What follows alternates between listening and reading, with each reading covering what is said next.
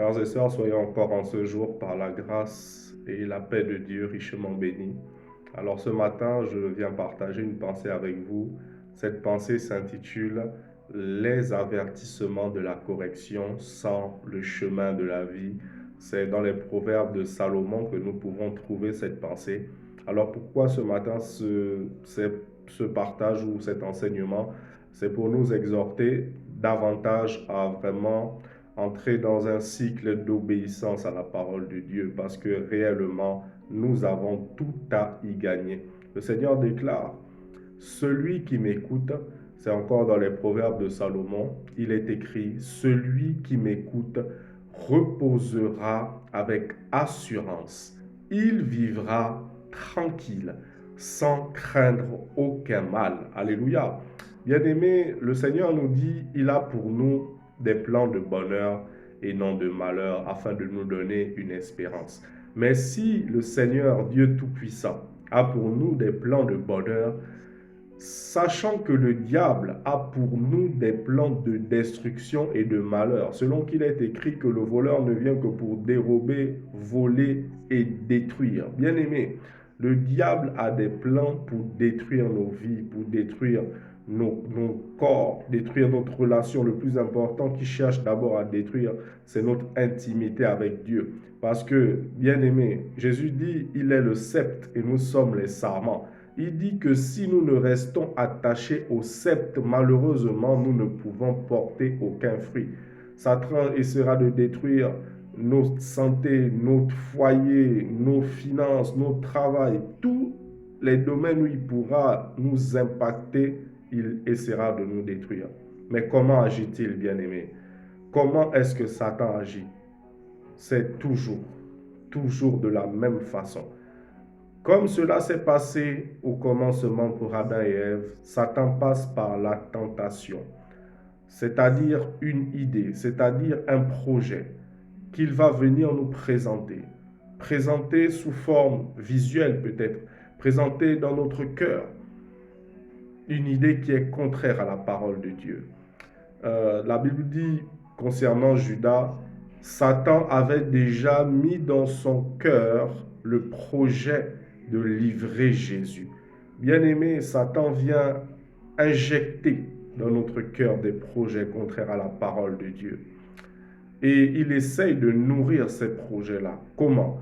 Par des pensées, par des choses visuelles qu'il va nous présenter. Donc, quel but? Nourrir la pensée de tentation. Mais bien aimé, gloire soit rendue à Dieu que la Bible dit les avertissements de la correction sont le chemin de la vie. Ça veut dire que lorsque nous sommes soumis à ce type de situation, Dieu dans sa miséricorde ne nous laisse pas et ne nous abandonne pas. Il vient nous parler, il vient nous conseiller, il vient nous avertir de différentes façons. Car la Bible dit Dieu parle tantôt d'une manière, tantôt d'une autre. Et nous n'y prenons point garde. Alléluia. Dieu peut nous avertir par une personne, par un songe, par une parole révélée dans notre esprit, de tellement de façons, même par quelque chose que nous pouvons suivre à la télévision, par un article que nous pouvons lire. Dieu peut nous avertir de tant de manières. Mais bien aimé, lorsqu'il nous avertit, nous devons apprendre à écouter sa voix. Nous devons apprendre à écouter la voix de Dieu et à nous détourner du mal. Alléluia. Parce que ne nous y trompons pas. Ce sont les plans de celui que nous écoutons qui finiront par s'accomplir. Ça veut dire que pour que Satan puisse accomplir ses desseins de destruction, malheureusement, c'est nous qui lui ouvrons la porte.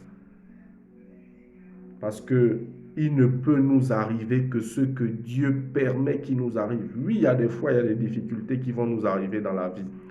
Parce que le Seigneur veut amener notre foi à une dimension beaucoup plus grande. Comme les disciples dans la barque avec Jésus. La Bible dit que le vent soufflait fort, que l'eau rentrait de partout dans la barque. Et Jésus se leva, dit au vent, tais-toi, et à la tempête, silence, et il y eut un grand calme. Dieu a permis cette situation-là pour les enseigner. comme lorsqu'il n'y avait que 5 pains et 2 poissons. La Bible dit que Jésus a dit aux disciples, Jésus savait déjà ce qu'il devait faire. Et il a demandé aux disciples, mais qu'allons-nous faire? Il a dit cela pour éprouver leur foi. Oui, il y a des situations que Dieu permet pour éprouver notre foi. Mais il y a d'autres situations, bien-aimées. Ces situations-là, elles ne doivent pas arriver. Ces difficultés-là, nous pourrions les éviter. Comment? Si nous écoutons la voix du Seigneur. Si nous écoutons le conseil de Dieu. Il dit, celui qui m'écoute reposera avec assurance. Il vivra tranquille sans craindre aucun mal. Ça veut dire que si nous apprenons à écouter la voix du Seigneur, la voix de l'obéissance à la parole de Dieu, bien-aimés, nous n'avons absolument rien à craindre. Les vents peuvent souffler, comme dit le Seigneur Jésus, venir s'abattre contre notre vie, les torrents. Mais il dit, nous resterons debout parce que notre vie est fondée sur le roc. Il dit, voilà le partage de celui qui écoute ce qu'il dit. C'est pour nous encourager ce matin. Je vais partager un verset dans le psaume 81 qui est encore un encouragement à aller dans ce sens-là. Donc c'est le psaume 81. Le Seigneur nous demande de vraiment l'écouter et que si nous l'écoutons, en fait, cela fera toute la différence pour nous. Alors, le psaume 81, au verset 9, qu'est-ce qu'il est dit? Écoute mon peuple et je t'avertirai. Israël, puisses-tu m'écouter? Qu'il n'y ait au milieu de toi point de Dieu étranger. Ne te prosterne pas devant des dieux étrangers. Je suis l'Éternel, ton Dieu, qui t'ai fait monter du pays d'Égypte. Le Seigneur nous demande de ne pas nous prosterner. Ici, se prosterner, c'est quoi? C'est obéir à la voix de la tentation. Les tentations peuvent être multiples. Elles peuvent être sur le plan sexuel, sur le plan financier, sur beaucoup de formes diverses. La Bible dit que Satan a tenté le Seigneur Jésus de diverses manières, par les plaisirs de la chair, par l'appât du gain dans le monde, par l'orgueil. Mais le Seigneur Jésus lui a répondu à chaque fois, il est écrit. Il est écrit. On est toujours dans le psaume 81.